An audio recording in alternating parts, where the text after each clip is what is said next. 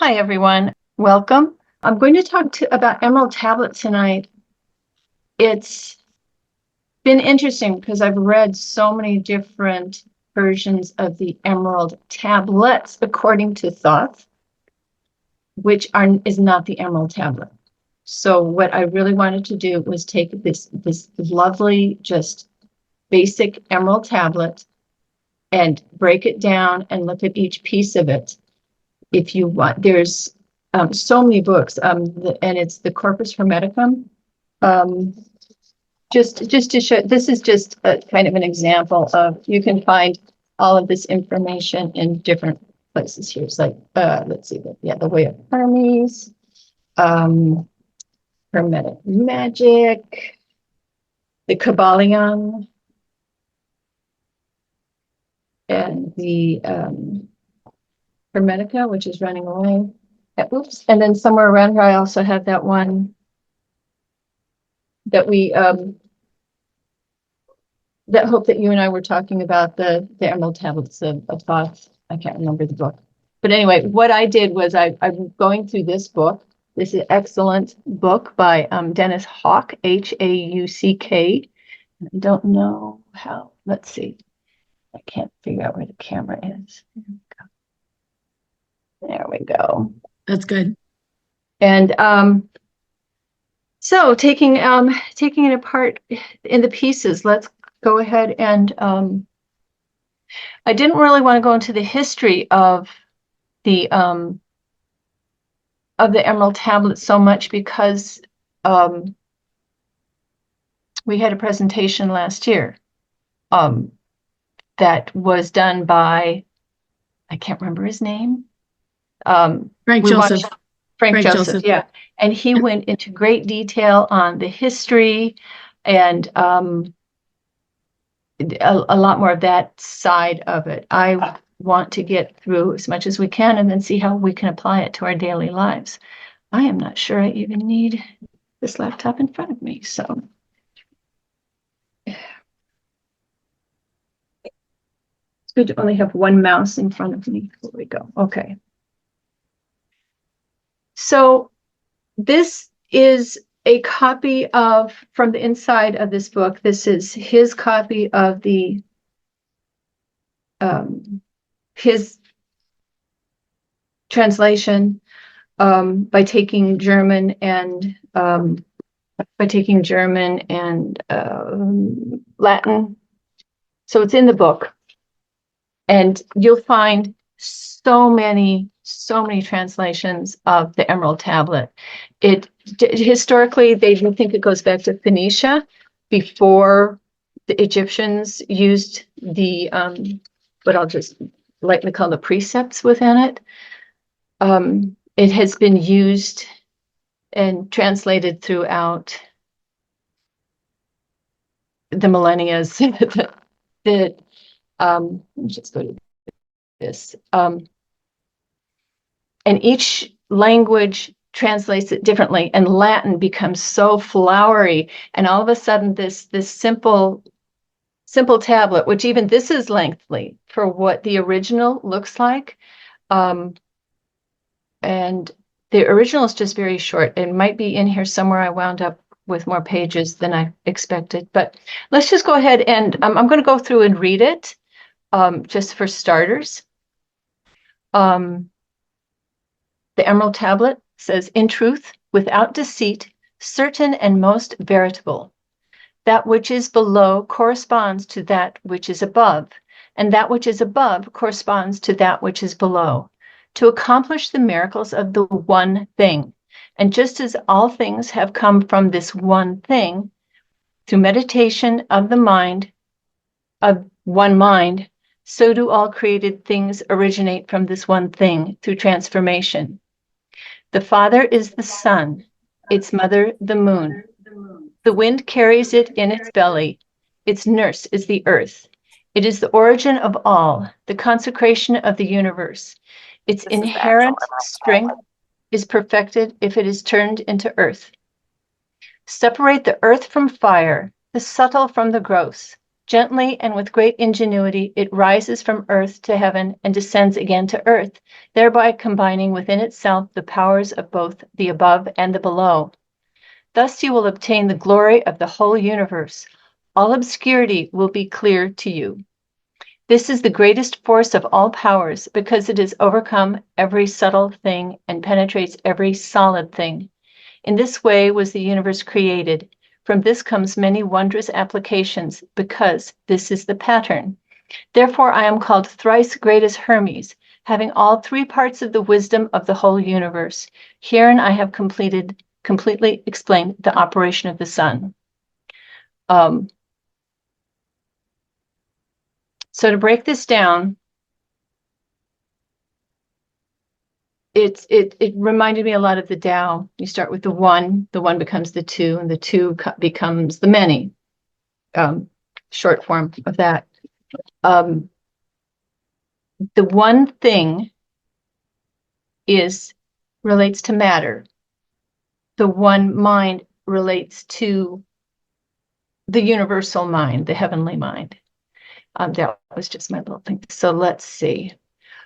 So going to the very first rubric, they're called rubrics. So this is the first one. Tis true without lying. Oh yeah, each one is separated into its rubric. So can you see my cursor? I'm sorry. Yes, okay. Yep. Okay, sorry. Yep, that's fine. We don't care. Each one of these is called a rubric. So we're going to start with kind of basically go through them. And of course, this is truth. This is the truth that they are partaking upon us. Or anyway, that which is below is like that which is above. We've heard so many times, and it's just interesting to see where it actually comes from. The sun is its father, the moon its mother, the wind hath carried in its belly, the earth its nurse. All of this is, you'll see as we go into this, it is the four elements, and then we go into a little bit deeper to that. So it is true without lying, certain and most true. That which is above, like that which is below. So I was saying the above is the one mind, below the one thing. The one thing is this first physical matter, the pre-existing matrix of matter before it is acted upon by the one mind, which reminds me a little bit of first thought, first cause, when we talk about that in metaphysics too. I was delighted to find so many correlations with how I was raised within this. So like that first idea. Okay, I cannot read the very top. And I'm going to start with mediation of one. So all things have their birth from this one thing by adaptation. I'm sorry, I've got a thing. Oh, wait. I've got the bar up here, and I don't know if I can change it. I'm not sure I can move it. I can. Thank you. Okay, there. Yay. Oh, you went through the same thing, Hope. I remember you doing this way back. Okay. And as all things have been and arose from one by the mediation of one, so all things have their birth from this one thing by adaptation. We start with the first element. The sun is its father, the element of fire. Fire, calcination is, it's burning off the dross. It's burning something down to complete ash. And that's the person's first matter from which he or she develops in their lifetime. Ego and attachments to the material world are eliminated. Stands for all the possibilities of creation and symbolic of the freedom of matter to change. We are not stuck with matter. We might have created a lot of that, taken on the impurities, but we don't need to keep them. So this is sort of a guidepost to how we can use these different things like calcination. And we'll go a little deeper into different things as we go. Mouse is not. There we go. The moon, its mother, is the element of water. So this dissolution below the one thing, synonym for the chaotic first matter. It's also the beginning of the great work, and it's learning to let go.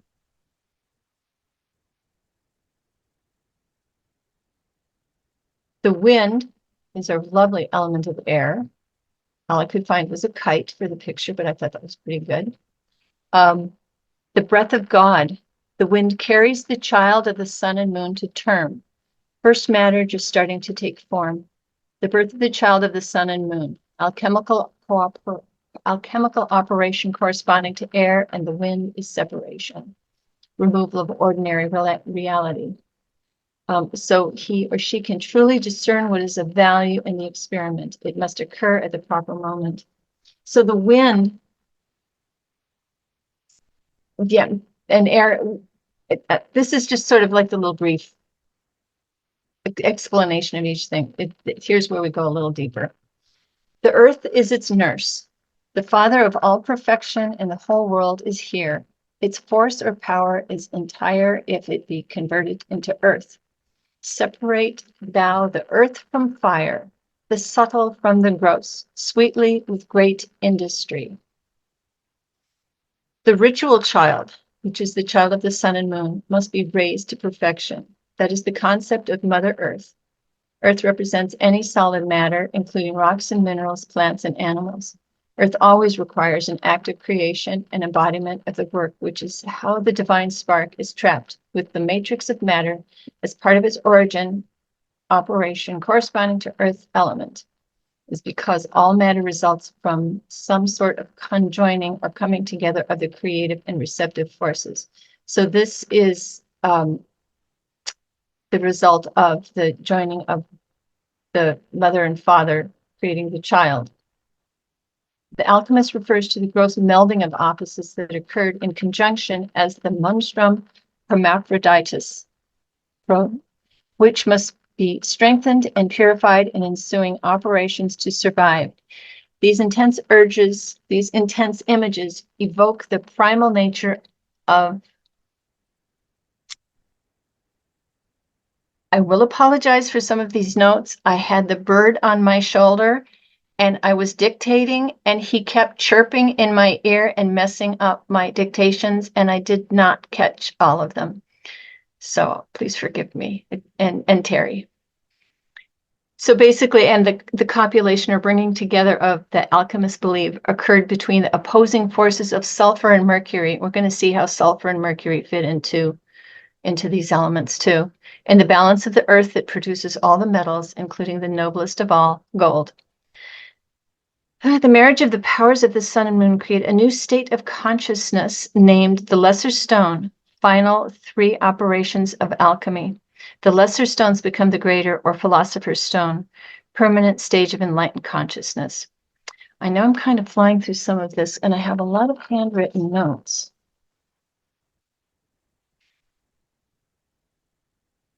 But we're just going to go through this and see how we're landing here. Okay.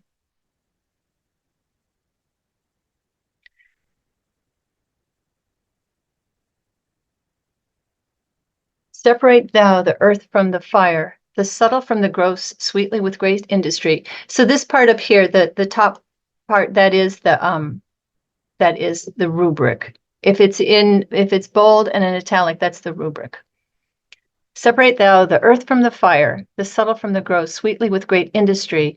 It ascends from the earth to the heaven, and again it descends to the earth, receives the force of things superior and inferior. By this means you shall have the glory of the whole world, and thereby all obscurity shall fly from you. Its force is above all force, for it vanquishes every subtle thing and penetrates every solid thing. Sounds easy, doesn't it? It's like, okay, we'll separate the earth from the fire, and it goes up and comes back down, and yeah, and we're good, right? We can what does it say? All obscurity shall fly from you. That would be nice. This is also called the pyramid rubric. This is the rubric in the there we go. in the on the tablet. Okay, these things are just, I wish I could make this go all the way away.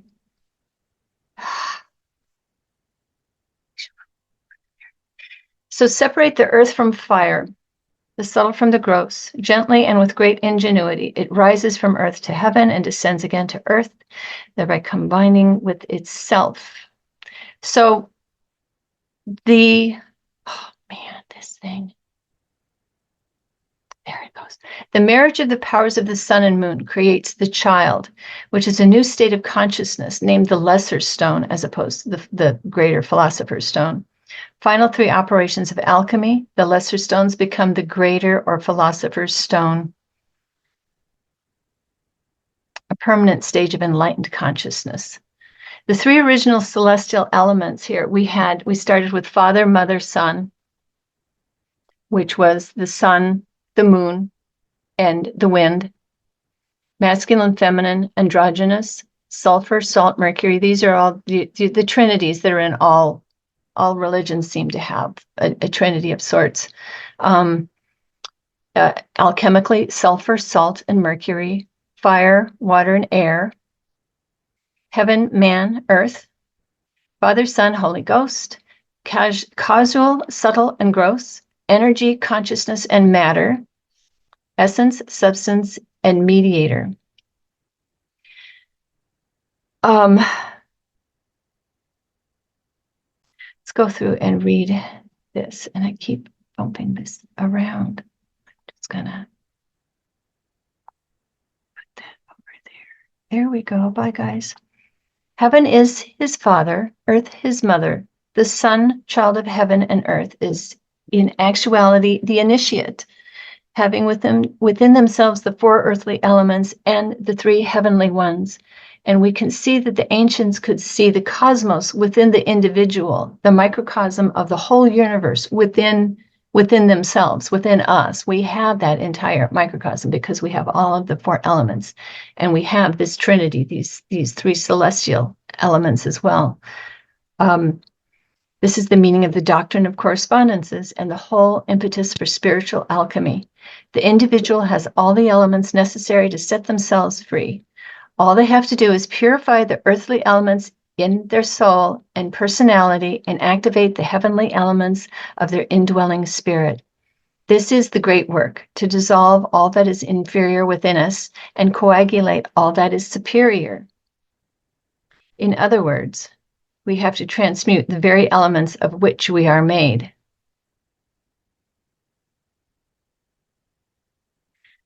So according to the metaphysician René Alliot,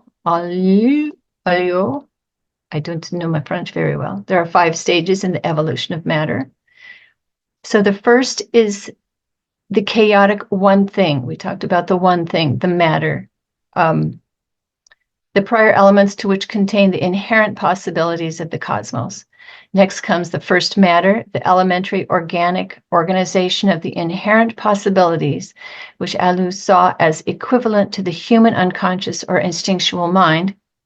Third is Mercury, the first purification which releases feelings and imagination as the female mental component dominates. Fourth is Sulfur, a more profound purification in which reason, thought, and the male mental component dominates. The final stage is Salt, the union of the male and female components, which is quintessence of the great work. The ultimate salt is the philosopher's stone, which represents transcendence and direct knowledge, matter made completely aware. So I know this all sounds very dry and kind of informational, but it's sort of the basics of where the kind of the basic shape of their thought process. And it's kind of, as I speaking about this, other things kind of come and go, like the different principles in metaphysics. I think there are the 3 principles or something of theosophy that also can fit into that. The Logos, I think, fits into that Trinity as well. I think there's something there with that. But so anyway, let's go on. This union is the connection between mental and physical reality, fire. So that it exists on all levels of reality. From the elementary fire of our stoves to the celestial fire, which is the fiery power of God's will, with many gradients in between. Generally, the alchemists had a fourth grade of fire called the secret fire, which is, I'm going to say stable. I don't know what that is. I blame that on the bird. Do you change or cause corruption of foreign matter? Hawk asks if it could be a part of the consciousness or life force of the alchemist himself. Could it be the fire which Prometheus stole from heaven and which Vulcan employed to form the thunderbolts of Jupiter and the golden throne of Zeus? So the secret fire is not the scorching blaze of consciousness experienced in calcination, but a warm, nourishing heat. Alchemists associated the secret fire with a process of fermentation in which new life is brought to dead, decaying matter.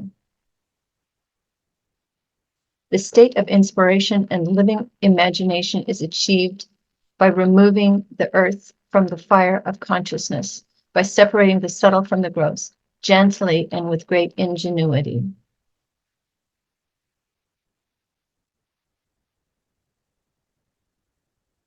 I want to just make sure that I don't think I skipped anything.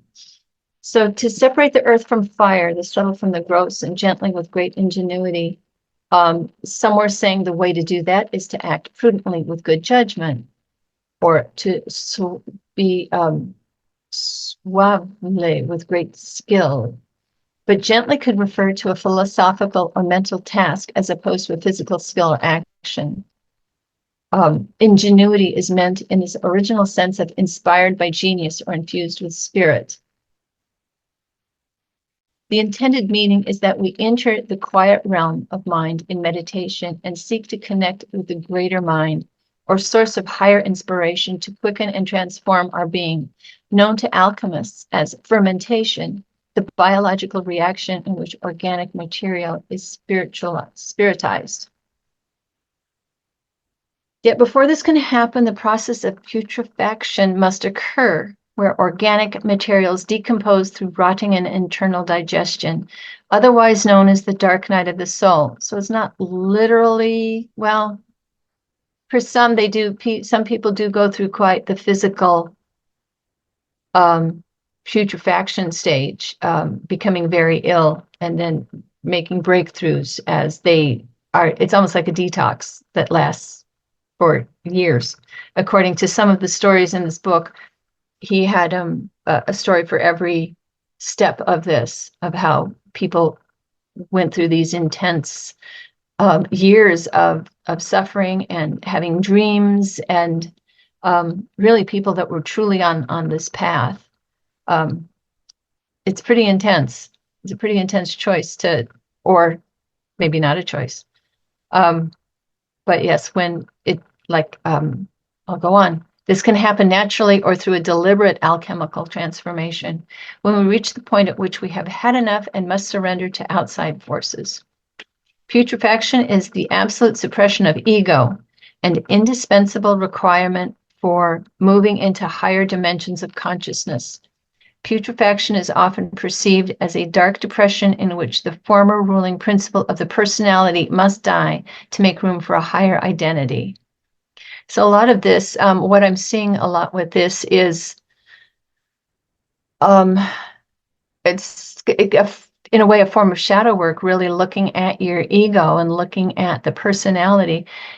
We see that a lot just in general, everywhere in the world. There's so much, we see people that are not, they are living their personality as opposed to taking a look at it and going, there's room for raising my consciousness a bit.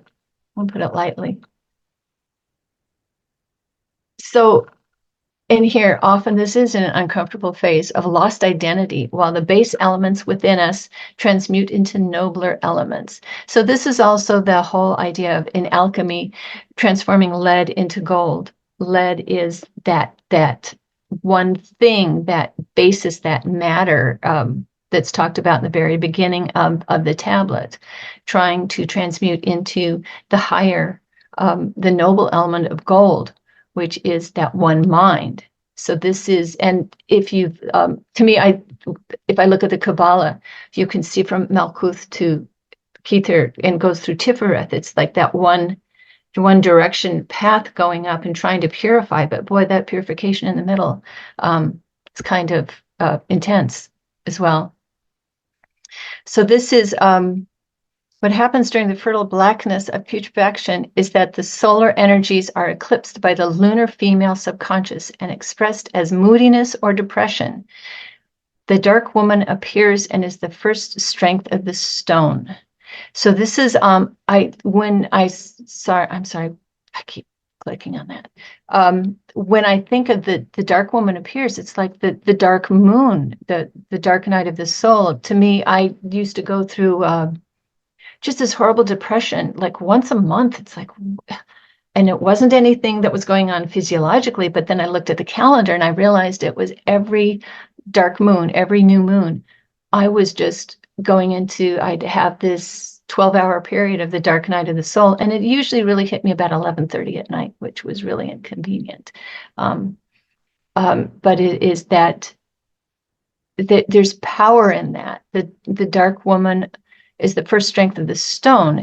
She is stepping forth. To me, it's almost like that shadow that is coming up and saying, okay, we need to let's start this work. Let's get to it. That's kind of my personal interpretation. In the story of alchemist Jacob Boehm, Hawke writes, the mystical boy knew instinctively what the vessels of the philosophers was the human body, and their stone was the perfected human soul.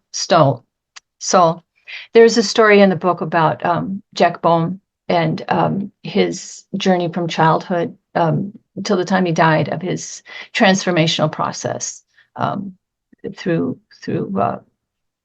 alchemy.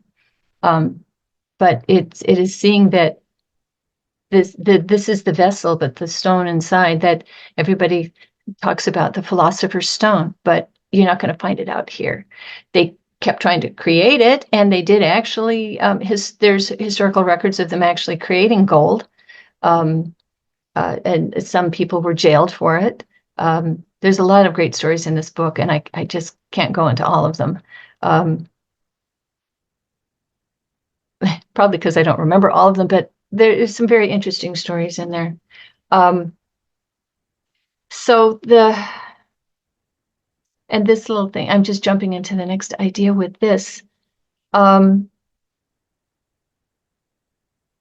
just thinking for a moment before I go on how this transformation starts occurring.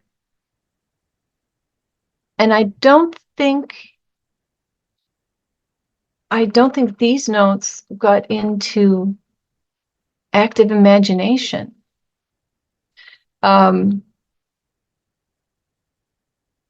We'll keep going here. It might be, but active imagination is that meditation and I think there are more notes on it coming up. I just want to make sure that I don't miss that. So the distillation is also a step. Verification by the rays of the sun and moon. Psychologically, distillation is the dematerialization of the psyche as the alchemist sacrifices his earthly nature, ego, personality, which consists of his base emotions and ego identity, an infusion of divine perspective. But the alchemist saw it as a circular process of gradual assimilation of the forces of the above. It's not just a one-shot thing. You kind of go through it and you come back. It's very cyclic. The onion, the good old onion, peeling off a skin, layer upon layer, and then we go back and then we do it again. In the spiritual sense, distillation is a purification of the soul as it approaches perfection. Spirit, the final cleansing before inseparable union. very sloppy sentence. I apologize for that. So we're getting into, this is kind of flying through this whole thing. And then I think I will go back into my other notes. They talk about a fifth element, the quintessence. And this, we're at the end of the tablet here, where Hermes says, "Thus you will obtain the glory of the whole universe. All obscurity will be clear to you. This is the greatest force of all powers, because it overcomes every subtle thing and penetrates every solid thing. So was the world created. From this are and do come admirable adaptations, whereof the means is here in this." Interesting sentence. I did not translate that. It's not mine. Like I said, there are many, many different ones. But I thought this was interesting. Hence I am called Hermes Trismegistus, having the three parts of philosophy of the whole world. We spend so much time thinking about Hermes Trismegistus, or thrice times Hermes, as three different people. But I really think it represents the three, represents the levels of the philosophy. It could even be the three parts of the mind, the higher mind, the subconscious mind, and the physical body. So it's that trinity. It's kind of like the first trinity, perhaps, other than Isis and Osiris and Horus and Jesus and Mary and Joseph and all of those. I mean, it's all just kind of coagulates. It all comes together. There's so many different flavors. I'm going to call them flavors because they're all nourishing foods, but there's so many different flavors of how to approach these things. The very last line, that of which I have said of the operation of the sun is accomplished and ended. And it's interesting. So this whole thing is the operation of the sun. The sun is the fire, that holy fire that just burns. It's just going to burn off the dross, burn off all of the negative. Now, be patient. I'm just going to scroll back through everything, I think. Okay, yeah, just because I want to get back up to that. Yes, I'm going to put that there. I'm going to look at some of my notes because I know there's some things that I really wanted to share. Also, that active imagination, the meditation, that which is below and that which is above, and just as all things have come to this one thing through the meditation of the one mind. I have so many people that are spiritual leaders, spiritual kind of people.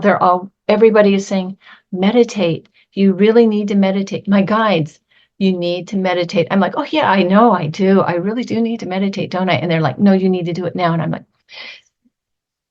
I promise, let me have my coffee first. So it's kind of like this. I keep putting it off. And I think a lot of us do.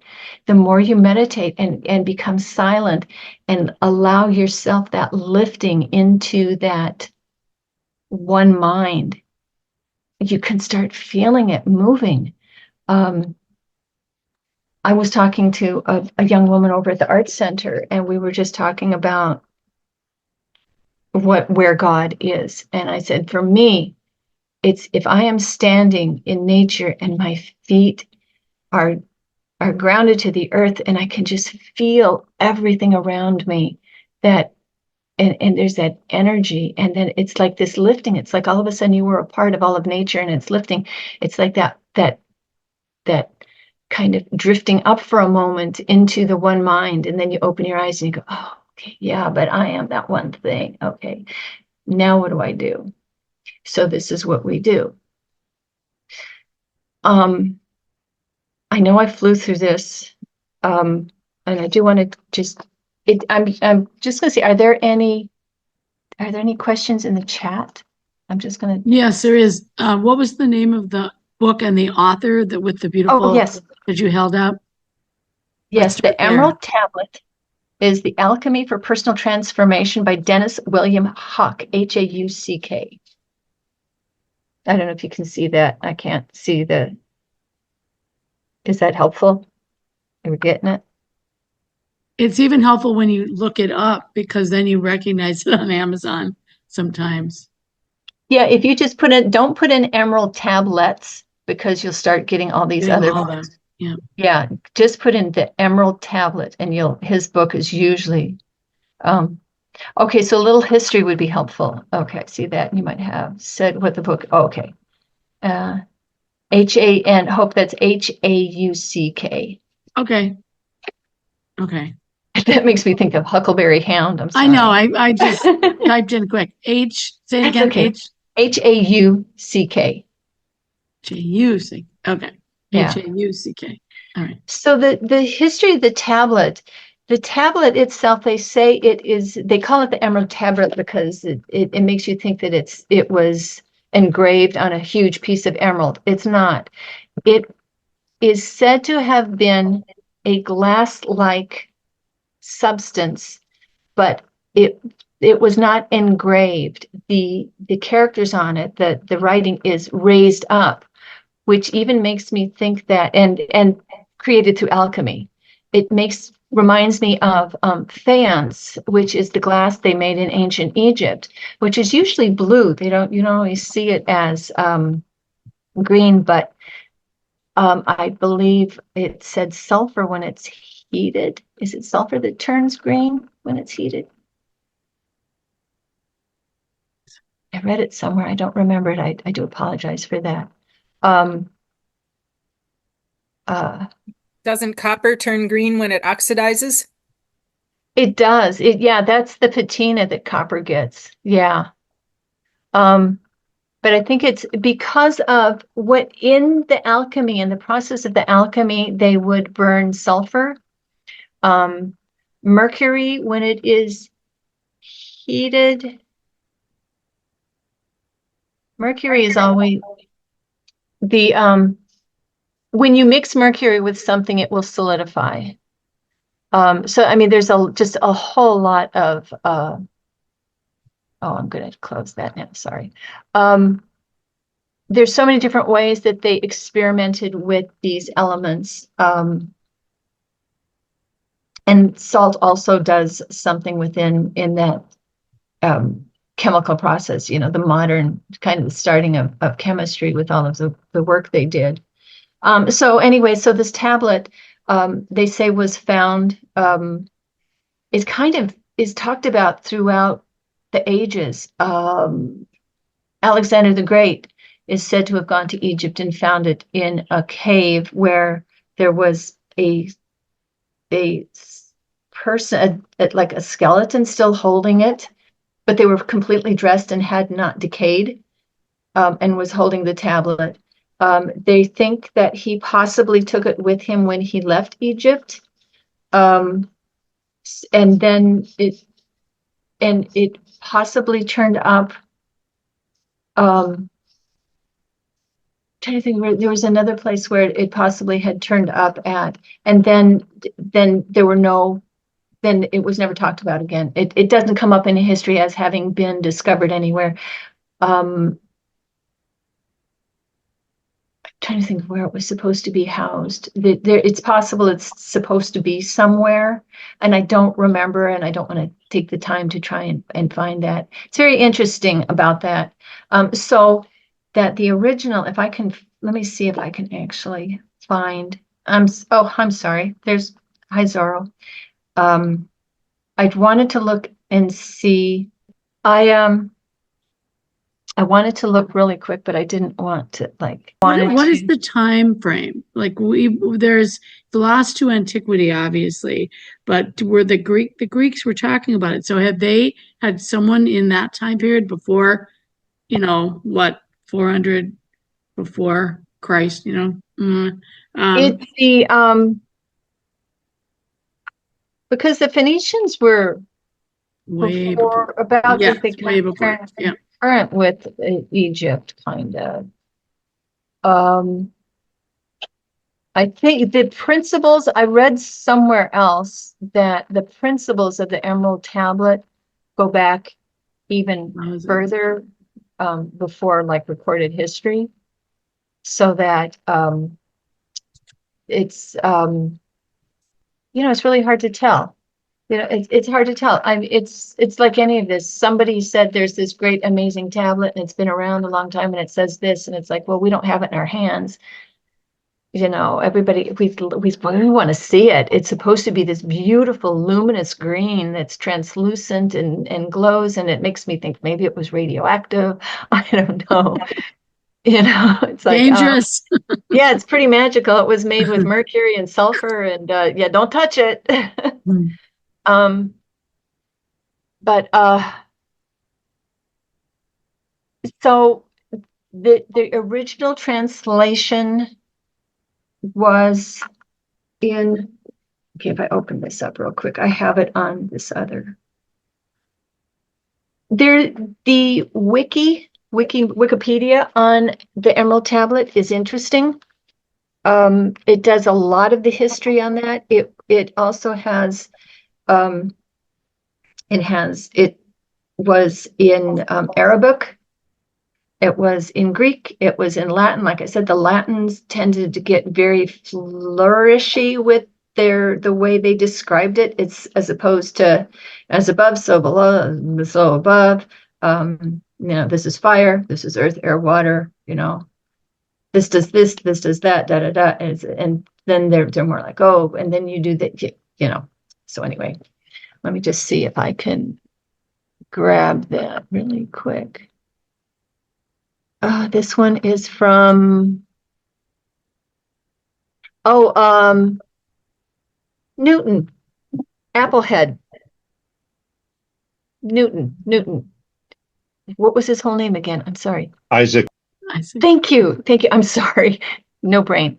Isaac Newton also created a translation of it. Let's see, the Arabic one. Yeah. Arabic one. Let's see if they don't really. 8th or 9th century, it says. So, but if it was Sumerian or earlier, that we're talking, like you said, prehistory. There's Apollonius, but he was 750 AD. First known translation. Let me just read the first known translation. Is truth. No doubt it is true indeed. The uppermost is from the lowermost, and the lowermost is from the uppermost. It worked the wonders from one, just as all things come from one by means of one plan, or with one considered act. The person that translated also gives the possibility of other words that it could have been. So its father is the sun, its mother is the moon. Wind carried in her womb, the earth fed. Father of talismans, keeper of wonders, perfect in power, fire became earth, separate, imperative directed at a male recipient, is more noble than Okay, wait, gentle being. Okay, let me see something. Okay, separate the earth from fire. The soft, delicate, gentle, subtle is more noble than the crude, rough, unintelligent, gross. With gentle being and wisdom, it ascends from the earth to the heaven and descends to the earth from the heaven, and in it is the power of the uppermost and the lowermost, since with it is the light of lights. Therefore the darkness escapes away from it. Power of powers, it prevails over everything. Soft, delicate, gentle, subtle, enters into everything, the crude, rough, unintelligent, and gross. Against the creation of the macrocosm, the work was created. It is my renown, and therefore I am named Hermes, the threefold with the wisdom. So that's the first one. It's very different than how we find it now.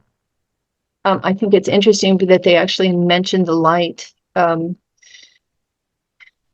Since with it is the light of lights, therefore the darkness escapes away from it.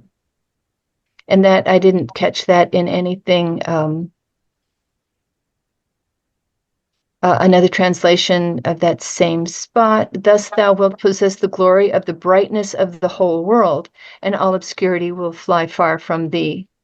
So what I did was originally I had a few of the translations and I had compared them, but there's just so many ways to present this, and I don't know how to make all the cool charts, which just become full charts.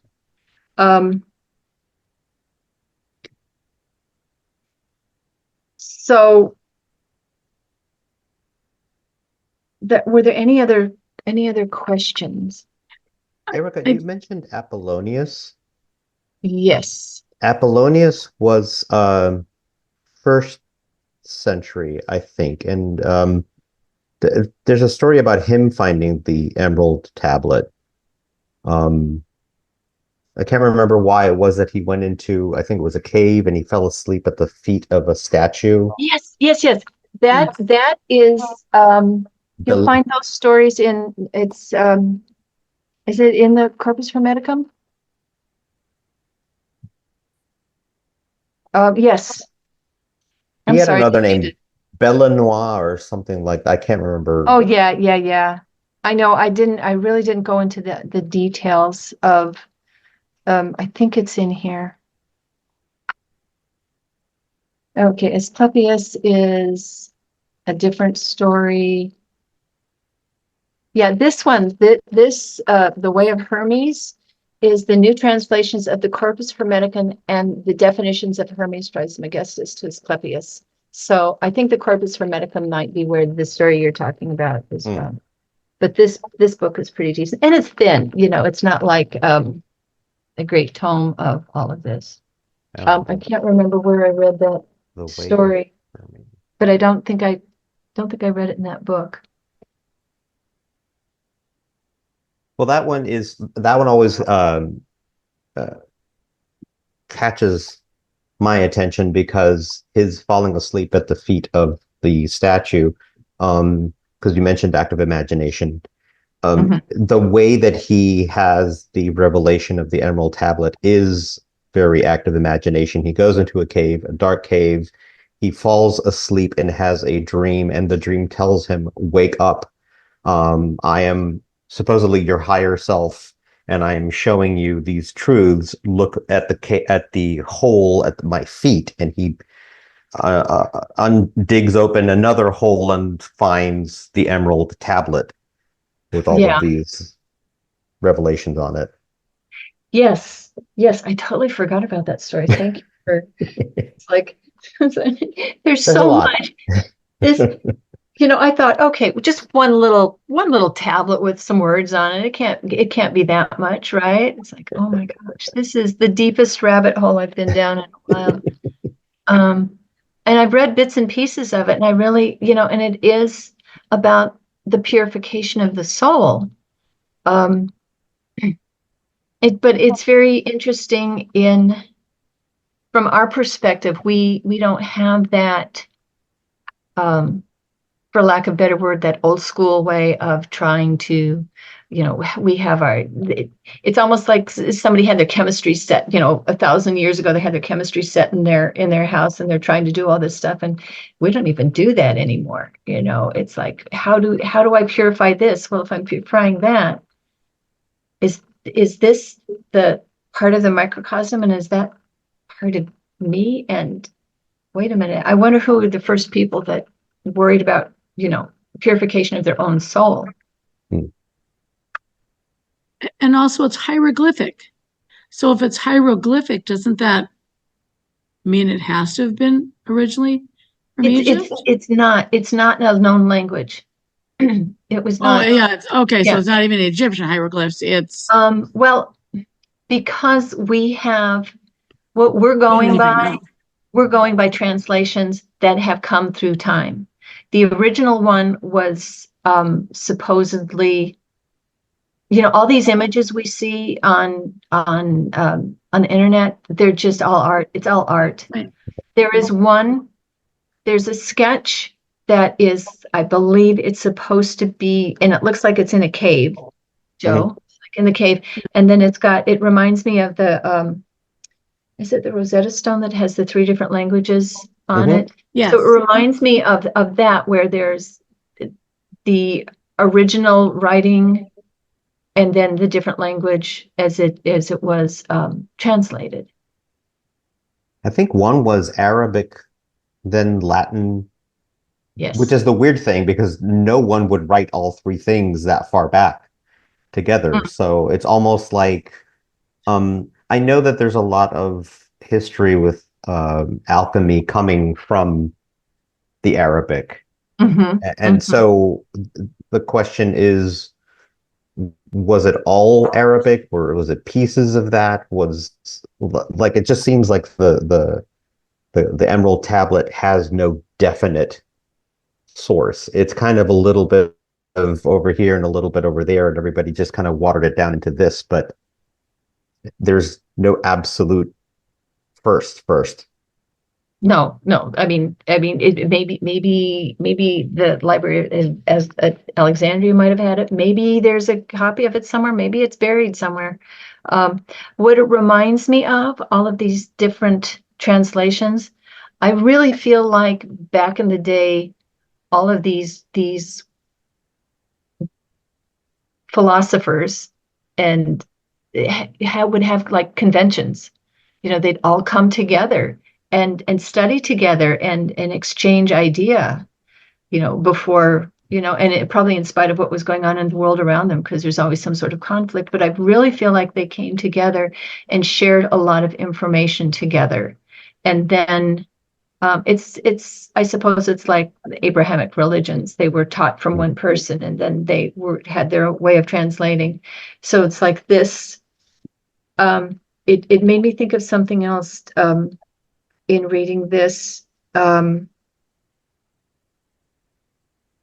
It's just interesting to kind of look back at even in the Bible, and the serpent, the serpent, the symbol of fire, the salamander, the serpent. If you go back to the Garden of Eden and the male and the female and the serpent and the apple and that, it kind of makes you go, is that kind of a different way to tell this story as well? Because that they they had to, it was almost like that waking up of it's like, okay, we are not as pure as we thought. Now we get to go out and experience all these things and purify our souls, or at least challenge ourselves to be pure and pure. So I mean, it's just interesting to read this, and then the other thoughts come drifting through and go, maybe I wonder. And why not? My big thing is like, well, why not? Could be. And if it's not, it's not. But yeah. It reminds me of the tablets that Joseph Smith dug up. The glowing green. They were glowing green, I thought. And then he could understand them, which is a wonderful start of a cult story, of course, for the Latter-day Saints. But it's hard to connect the dots. And the height of the Islamic science, math, philosophy, music probably was like 800 to whatever, quite a long period, like 400 years or more, starting in 700 or 800, while we were all having it's not even we, but yes, there was these Middle Ages and it got pretty dark, in there, and when the Roman Empire fell. But it makes sense that it would be Aramaic that has this translation, because if you think about the connections between Samaria, Egypt, Greek, who am I missing? Rome. I forgot Rome. I have a little problem with Rome, but anyway, I resent them a little because they were they did armies. But anyway, Rome, and then you think the Islamic brilliance that happened, architecture. I forgot that one. Like in that one area, and then you have the Silk Road, and it connects everybody.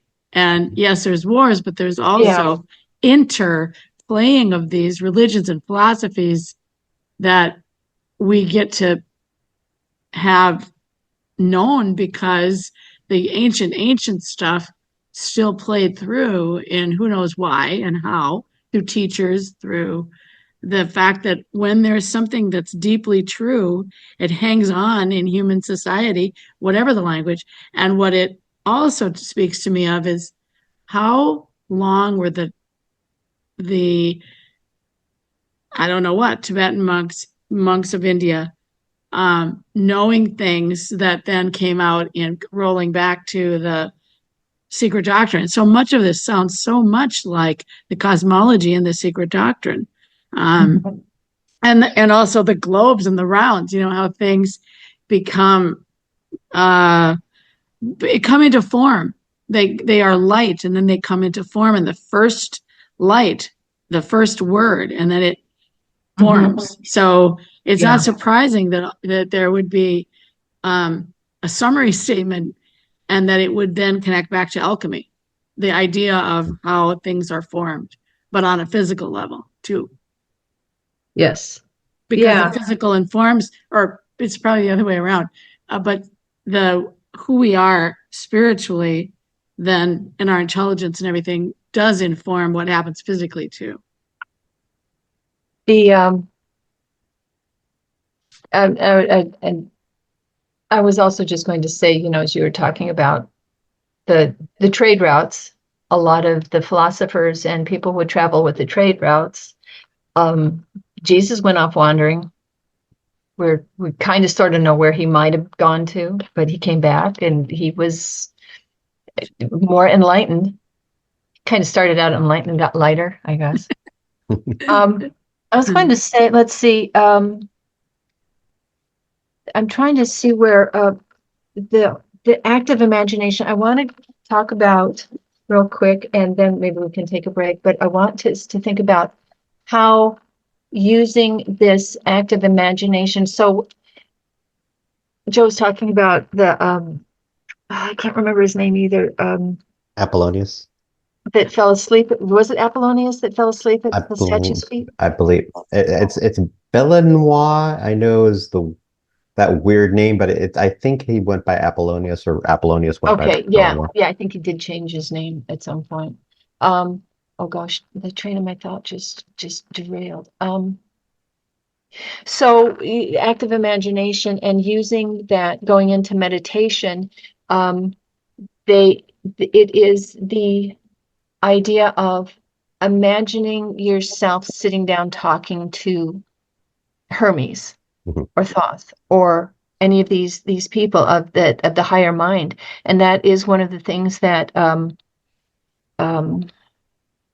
oh God, what did I read it in? They were talking, it might have been that book, just talking about using that is the way that these other books are written. That's the way I think the Corpus Hermeticum was written.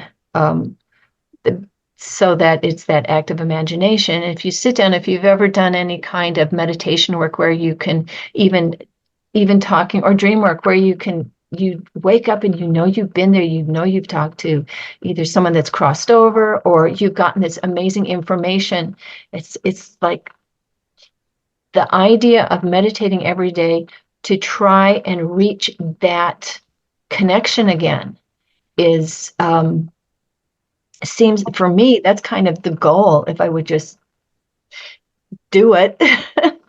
But it is, when I do meditate all the time, that I do channeling too. I mean, my form of meditation's got to the point where I just kind of say, hey guides, how are you doing? Good morning, guides and guardians.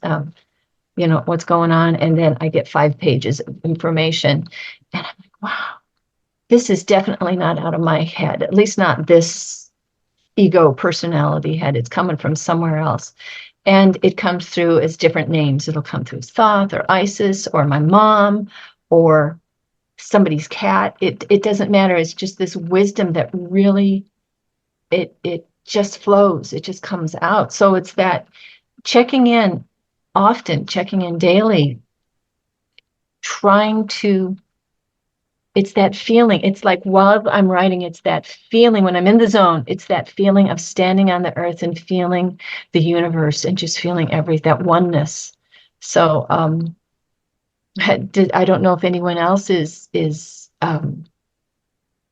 that experience or is attempting that experience, or does that make sense to everyone in a way, or is it? Yep. Saint Apollonia. Is that the same person, or is that No, someone? I don't A think so. different person? Well, I think he might have It's gotten Apollo. sainted later in his life, but it was just a kid. Apollonius of Tyana. Oh, okay, different person. Wow. Right. Yeah, AD And 15 to oh, 100. even Greek, earlier. Greek, And Greek, Greek, Greek. right? And this, yeah, and I don't know why this one was sainted, because the the Apollonius or any of those takeoffs is Apollo, Hmm, from Apollo. I mean, coming from the name Apollo, so it'd be right. the main, the main guy. Somebody did change their name because of that. It's so hard to keep all of this information. Plus, I think there's a lot of Apollonians and Apollonius and Yeah, it's like John Oh, Smith. Paulinus, there we go. exactly. Yeah, exactly. Yeah, Apollonius of Tyana, Tyana, portrayed as Hermes Trismegistus. There's a little picture. Okay. Let's see if I can. I don't know if you can see the dude there. Yeah, we can see it. There he Yeah. is, next to my note. It's the earliest known written translation. And a lot of this is Written around presented as 650 CE, Hmm. and probably based on Paulinus' Alexandrian writings. Another Arabic text written by alchemist Jabir Hayyan around 800 CE contains a copy of the Emerald Tablet and also gives Paulinus as the source. And sometimes it's as a statue, like the reason we have anything at all is because something was turned into a statue, or a faded wall hanging, like it's a piece of art, but it's representational. It's not words. It's they've acted it out on the series of wall hangings for a king or something. Yeah, and I'm trying to keep bringing this around to why do we even bother learning about this? How do we use this? One of the things that I thought was interesting, a thought that occurred to me was at the end of one of these things, they were saying that one of the stories in the book was that they were saying that they'd spent their entire life trying to reach the kingdom of God. And I'm like, do I really want to reach the kingdom of God? Yeah. Do I really want to give all this up? It's sort of like, what drives a person to have that intense desire? I mean, I think personally there are things we want to better ourselves, but some of these stories, they spend their entire lives and they go through horrible, some would say trials, just years of being ill as they detoxed and that whole calcification, or calcination. It's interesting to devote your entire life to not being this ego or this personality. I mean, we're all sitting here with our egos and our personalities, sharing our thoughts on this. It's like, what drives us to say, why are we doing this? I got asked that by someone when discussing shaman work as to why do shaman work, because there's a very fine line between providing an enlightenment helping someone move forward and possibly tapping them into madness. Um, it's a very fine line, and it depends on why you go into it. And some people go into shaman work because they think it's cool, and because they want to impress people. They want to try hallucinogenic things and be like, "Ooh, look how cool I am." And Yeah. then there are the people that go into it because they want to experience something more, um, and it can be beautiful, and it can be mind expanding, and it can change your life. But usually it's fleeting, and it does change your life, but you don't stay there. And so I think with a lot of this, it's a lot of little moments that can give you hope, or looking into, okay, there is something else, and I can live a more calm life regardless of what's happening outside my window. And then there are people that go into the Emerald Tablet and start doing alchemy because they want a chunk of gold. And they, can blow up their house and catch fire and all of these things for all the wrong reasons. Mhm. And out of pursuit of the Emerald Tablet, we got alchemy, which, by the way, Isaac Newton was an alchemist. A lot of people didn't know that. But he dabbled in it and he wrote a lot about it. But we got a lot of things from alchemy. We would not have isopropyl alcohol or even drinking alcohol, um, because out of those experimentations, we got those things. We got a lot of medicines out of those. So like everything, it depends on what you're putting in to what you're going to get out. But Mhm. but it will provide you what you provide it. Yes. Yes, it's that kind of offering of, yeah. It's just like magic. Are you going into it to cause harm, or are you in it because you're looking to tap into something higher to do wonderful things? Mhm. Mhm. In doing the healing work and um, the doing, if it's past life regression or medium or doing readings, that feeling of the connectedness with the divine, I will admit it's a very selfish feeling. I love it. I love being in it. It's like when I'm in the zone when I'm dancing to Mhm. music. It's like, oh, and it's that trying to suspend it and hold it. And that is so hard. So you keep grabbing at it. So it's like all of these different ways to invoke our own internal magic. Um, But but with I, your example of dancing, mm, you know when the person's dancing because they know they're being watched, and then you know the person that's dancing because they're dancing and they're mm, gone. And there's mm, a big difference. And no one likes the person that's dancing because they know they're being watched. mhm. You don't like it. You can feel it's an ego. But the person that's dancing, that's a spiritual thing. That Yeah. that blows you away, and it's an experience for everyone. Yeah, because you can there I was watching a few years ago a Shinto priestess was doing a I can't remember what they call the dances to one of the god to I think Amaterasu. And I was watching her, and even though I was watching her video, I could see her moving the energy around. Hmm. She was so into it. So it's like dance is moving energy. It's like Tai Chi. Healing work for me over the body is like doing Tai Chi on someone else. Hmm. But also it's that, like you're saying, helping someone with this, you can help them, but you can't do it for them. Right. And I was trying to explain to someone the other day that a healer does not heal a person, they show that person how they can heal themselves. If Hmm. you take away a person's lesson, they're not going to learn anything, and it's going to come back at them anyway. Right. So to help them get through the lesson, as opposed to doing the pure empath thing, which would be, I will take your pain away so that you don't have to deal with it. Right. It's like I will help you with your pain, and usually emotional, psychological, Right. spiritual. doing it the right way is stepping out of the way. You are there as the tool, however you are to be used.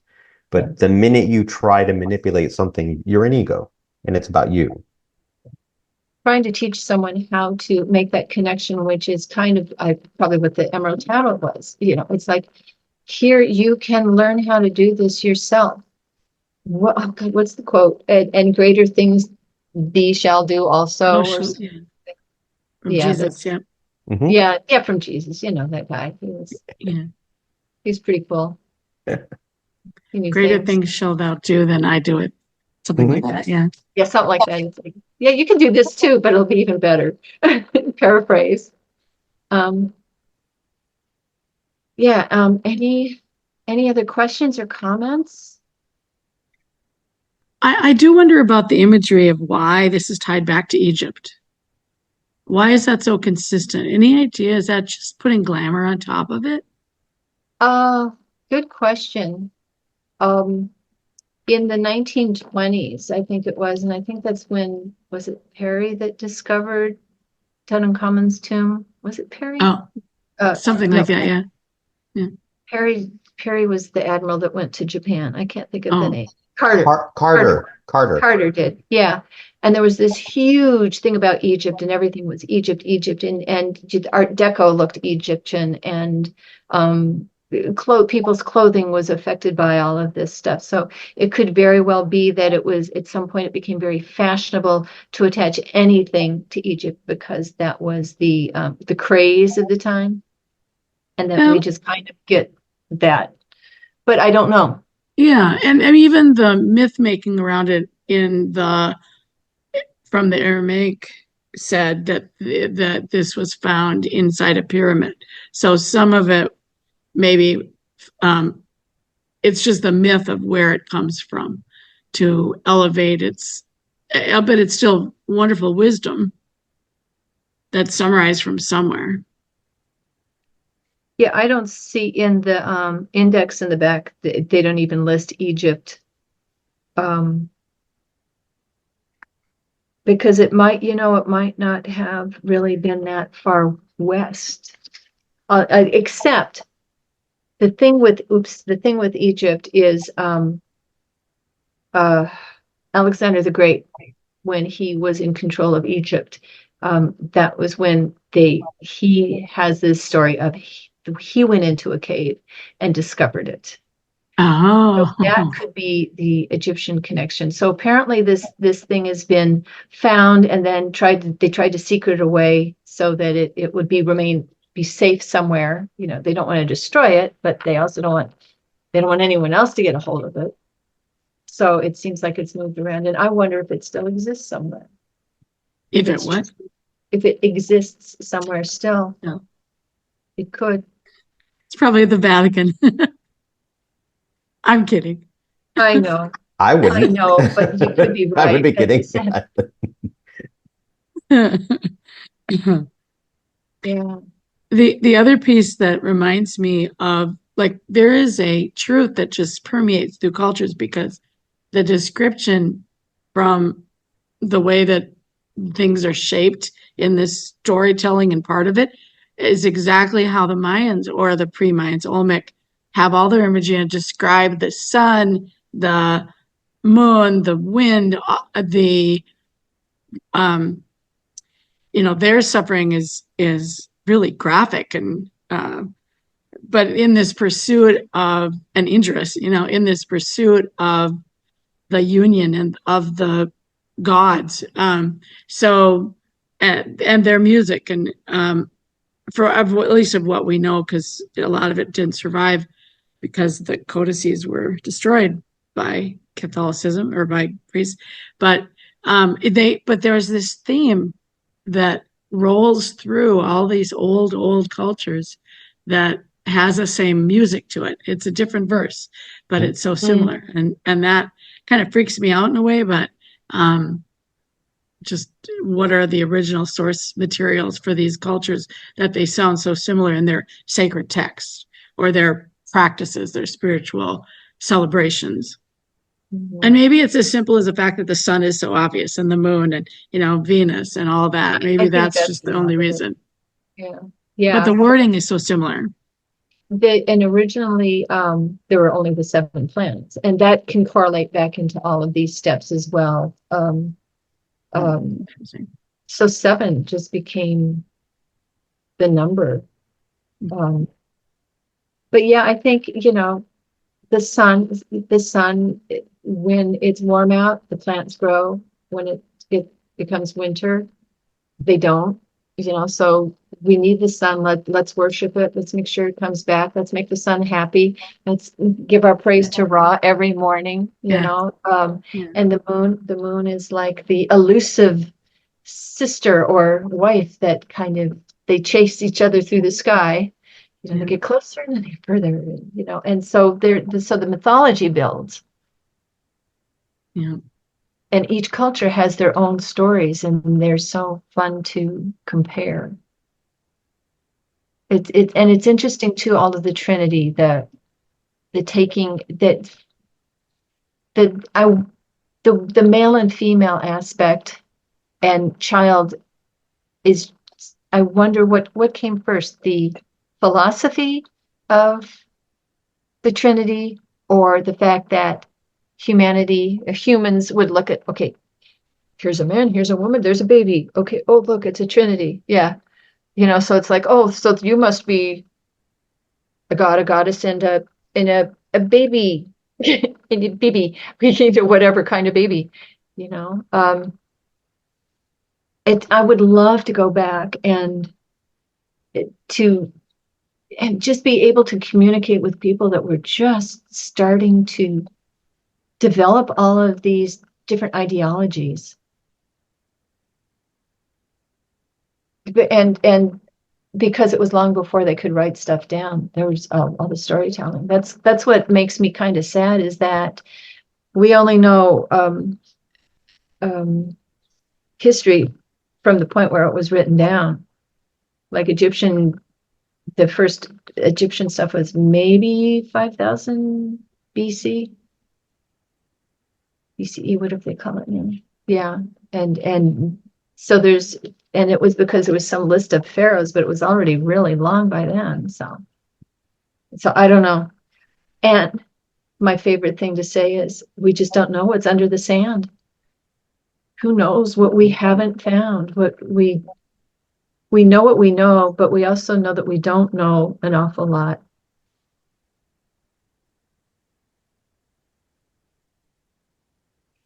So we need to do active imagination. Who's going to meditate every day? Who wants to it's like, how part of me is like, I remember, here's the thing from Sunday school. I remember they talked about, when you become one with God, you ascend and you go up, and I was terrified. My phrase was, I don't want to go poof into the ethers. I was just so mortified. It's like that whole thing of, like, if you get baptized, you get to go with Jesus. Excuse me, I want to go home to my mom. I just came along because my friend is in the Sunday school. I was mortified at that one too. It's like, no, come on, be baptized. And it was total immersion, so I probably didn't want to get dunked anyway. But yeah. So that feeling, it's that feeling, at least that feeling of unity with the sun, the moon, with all of this. Even if we can get that unity for 5-10 minutes a day, can just help us. As you said, Joe, what's outside the window. You don't necessarily have to, you can look outside the window, but not be attached to it Right. as much. Right. We are all on a roller coaster of many things throughout our lives. So it's like, I wanted to point something out though,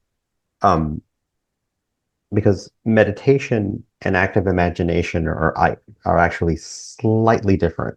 And it's interesting that you had mentioned at one point during your talk that when you go into meditation, that you kind of connect with that higher self, and then you ask, what now? And that's the difference, is that when you are in meditation, you are clearing the mind and going into the higher self. But that meditation does not create anything. In active imagination, you are creating, you are connecting, you are getting information from that higher self. You are now, and it's a very subtle thing to do. It's very easy to let the mind come back in, which is the opposite of meditation, which is why you want to meditate, so you can shut off that mind. But you're letting something else, you're letting either the shadow or the higher self or whatever it is that's going to come forward to speak to you as active imagination. And that's part of, I think, in the Emerald Tablet, where you're talking about um, having the fire burn the dross and lifting up again into the sun to come back down again. You're not wanting to go up into the sun and stay in the sun. You have to come back to the physical, because that's what life is for. You are trying to have that higher self have this experience, but you're wanting to get rid of the gunk. You get rid of the gunk through meditation. You get rid of the gunk through living, through processing, and then taken to the higher self and then come back down. And you have to keep doing this so that the higher self can have that experience. Yeah. And that is the philosopher's stone, is to keep this going. And it's hard to do all the time because we want to watch TV and buy And doom ourselves scroll. things and doom scroll and all. Yeah. Yeah. Thank you. Yeah. I agree that the calming of the mind is and the quieting down so that we, in a way, have this discipline of Yes. going into the delta state. That's one thing. That's a physiological process as well as spiritual, but it's still physiological. Active imagination is getting good at hearing who am I talking to within myself. That when the Jungian concept, a little bit like parts therapy, I don't just run from my shadow self, or it eats me alive, versus this higher self. And if you haven't meditated, you don't hear the higher self. The habit is in a way, the lower self, the worried, the monkey mind. Monkey mind. So, yep. Yeah. So, and then you can't differentiate, and you can't do the work. Like, there's this work to do. And that's what this alchemy describes, the soul work to do, what we came here for. But you also have to be on a path and mature in a series of lives. It's not just this life, many, many lifetimes, so that when your soul is infused in this body, whatever this one is, you can reach the discipline. And it is a discipline. I mean, it's also, like when you talk about healing, doing the work is wonderful. It feels wonderful being the conduit, but that's a whole different thing than these other two things we're talking about, which is meditation and work. But it's worth it. It's all worth it, because we are refining the body is the instrument. We're refining this higher starseed thing, the soul, the higher self, that we almost don't have words for what that is, but it has continuity throughout our lifetimes. Yeah. That discipline that is the perfect word, is to discipline ourselves to use it, because our minds are so undisciplined and all we hear is chatter, mostly negative chatter. I think in meditation, I would start getting all of these, they say all these wonderful things, which is why I started writing them down. So I have many spiral notebooks of this stuff, but and I do need to get back to this because it's just been kind of the last month or so. I just haven't focused the way I usually do, but I get up in the morning, usually with a cup of coffee and my spiral notebook, and I do my channeling. I talk to my guides, I talk to whomever, and that was my discipline. And it is kind of easy to fall out of that, to just sort of go, oh no, that's okay. Let me just check and see if let me see if anybody posted on, commented on my post or something, it's like, oh God, no, put it away, put it away. To stay into that, um, uh, just to be able to touch that every morning. And sometimes when I go walking, I'll have my music and I will dance while I walk. And it's like dance like no one's watching kind of thing. For a while there, it was like, oh, okay, I don't care. So I'm just like bopping down the sidewalk, and I figure I'll just be the neighborhood loony. I don't care. Okay, there goes that dancing lady again. That old lady, she's gonna fall over, but it's like, so yeah. Paul, did you want to say something? I saw you. Oh, okay. Okay. Yeah, anyone else want to jump in? Didn't say that. I also don't want to be disciplined like in a scolding parent. I mean, if there's a structure that is joyful and draws us to it because it helps us. Mm-hmm. That's how I mean it, that we give ourselves that. Yeah. I think the Emerald Tablet is one of many ways, perhaps. There's so many, like I said, there's so many flavors, the ways to do this. I know we didn't take a break, people hung on, so yeah. Yep, I forgot about the break too. It's okay. Yeah. But I keep hearing that meditate, meditate, meditate, meditate. But I also, because I've recently returned to dance class, it's like move. You have to move your body. Oh my gosh. Even if sometimes I just dance in the kitchen in the morning for a half hour to lively music. And it's that connection. It's like, okay, that feel good, that energy, getting that up. Yeah, it's interesting because it's so much that the Emerald Tablet is so much about the purification of the soul. And it's like, it almost in a way seems like it's neglecting a certain piece. As I say this about wanting that feeling within me, I have not made that connection to anything from the Emerald Tablet as of yet. Maybe it's because I have not reached the first step yet. I don't know. I have to have to burn off some more dross, perhaps. And it's also a very different time. It's translated from a very, very different time, written to men. Of that time, there wouldn't have even been in consideration of women. So it's just one piece, but it is fascinating. And also, moving is meditation for a lot of people. Walking meditation is how a lot of people do all of their meditation, and it counts.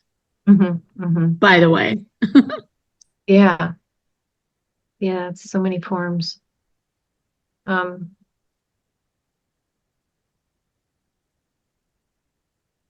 time you say something, I think of all these different things, and then I can't think of any of them. It's like there was in Buddhism, the walking meditation, that when you do your like the Heart Sutra, and you walk and you do the very slow, methodical, intentional walking. I can't remember what that's called. There's Kinhin is the Zen term. Kinhin is what I heard. It was what it's called in the Zen community. I don't know if they call it that, but Thich Nhat Hanh was big on walking meditation.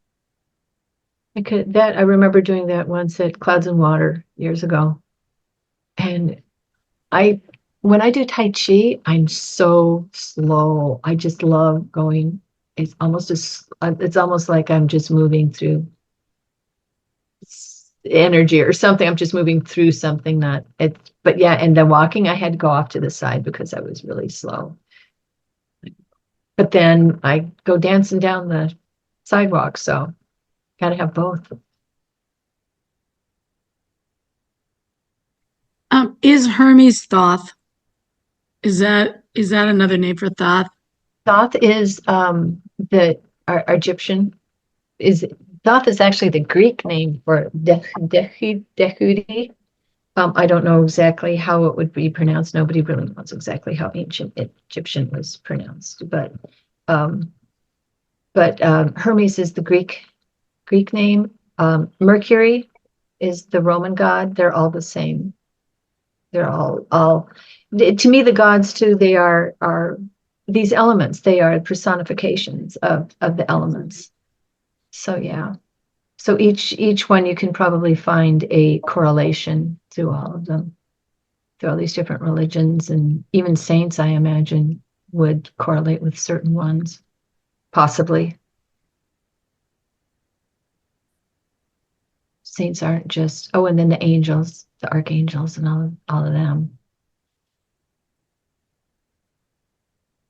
So yeah, and I'm just looking, I'm forgetting the date. 11/11 is supposed to be a portal too. I'm not exactly sure the portal to what. I just know it's like walking through the pillars. What the portal to are trying to understand a little bit more of what the ancients understood.